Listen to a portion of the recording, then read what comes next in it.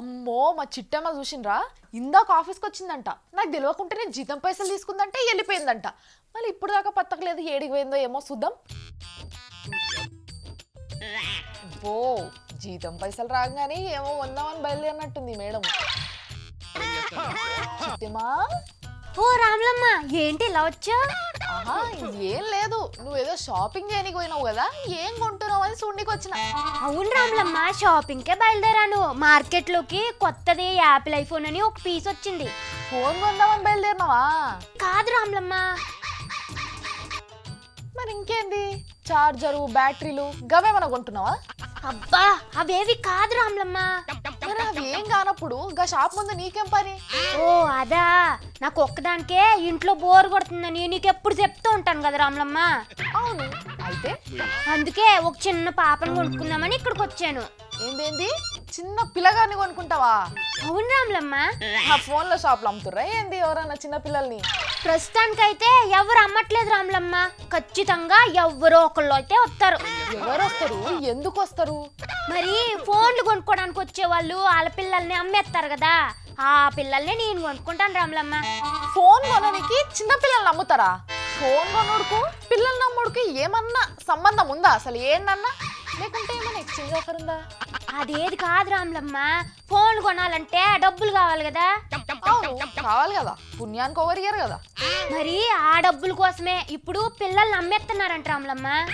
ఏంది, ఫోన్ల కోసం పిల్లల్ని అమ్ముకుంటురా? అవును రామ్లమ్మ, ఫోన్ కొనుక్కోడానికి కన్న బిడ్డల్ని అమ్మేసుకుంటున్నారంట.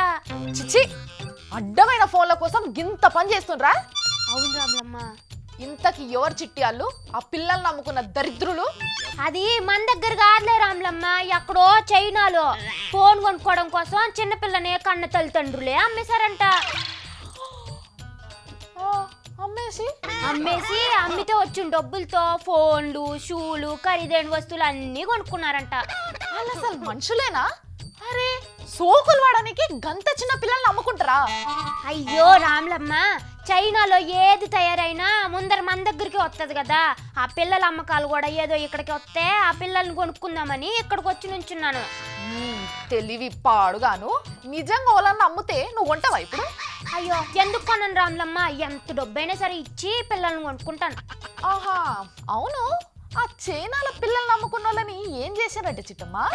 అయ్యో ఏం చేసావంటే రామ్లమ్మ, తీసుకెళ్లి జైల్లో పెట్టేశారంట కదా. సరిగ్గా గట్లనే కొన్నోళ్ళని కూడా తీసుకుపోయి జైల్లో వేస్తారు తెలుసా? అవును, వాళ్ళు అమ్మితే కదా మనం కొనుక్కునేది, దీంట్లో మన తప్పు ఏముంటది?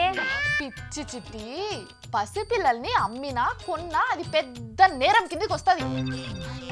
అవునా రామ్లమ్మ? చేసేదంతా చేస్తావు, మళ్ళా మీదకెళ్ళి అవునా అవునా రామ్లమ్మ అని అంటావు. ఇట్లయితే ఎట్లా చిట్టి? మరి నాకు చిన్న పిల్ల కావాలి కదా రామ్లమ్మ, మరి ఇప్పుడు ఎలాగా? నీకు నిజంగా పిల్లలే కావాలంటే మన దేశంలో లక్షల మంది అనాథ పిల్లలు ఉన్నారు చిట్టమ్మ, వాళ్ళని తెచ్చుకొని సాక్కు. అంతేగాని ఇట్లా దొంగతనంగా అమ్మేటోళ్ళని మాత్రం కొనుక్కోకు. అలాగే రామ్లమ్మ. సరే గాని ఇక ఆఫీస్కి వచ్చేసాయి, ఇంకా జరసేపు గానే నిలబడ్డావు అనుకో పిల్లల్ని ఎత్తుకపోతున్నావేమో అని అందరు కలిసి కొట్టినా కొడతారు జనాలు. అయితే సరే రామ్లమ్మ. అదన్నట్టు మా చిట్టేమ చెప్పిన పని తప్ప అన్ని పనులు చేయడానికి తయారుగా ఉంటుంది అన్నట్టు.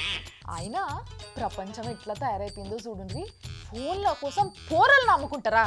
ఛీ ఏందో ఏమో. సరే మిగతా వార్తలు చూద్దాం.